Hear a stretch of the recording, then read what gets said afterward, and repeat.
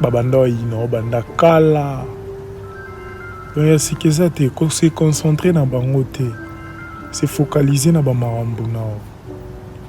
ngulu kutu religion mobimba eyina ye me ta santa azalaka nango po se concentraka na makambo na ye continue nzela nzambe aya biso nyonso tala bato bayinaka wana babandi koyina o lelo te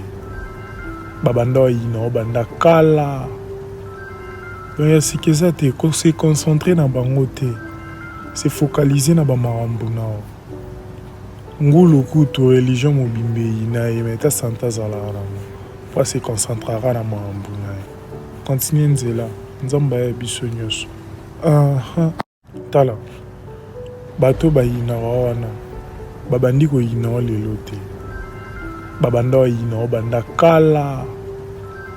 donc ya sika eza te se concentre na bango te se focaliser na bamakambo nao ngulu kutu religion mobimba eyina ye me ta santa azalaka nango po se concentraka na makambo na ye continue nzela nzambe aya biso nyonso tala bato bayinaka wana babandi koyina o lelo te babanda oyina obanda kala donc ya sika eza te se concentre na bango te se focaliser na bamakambo nao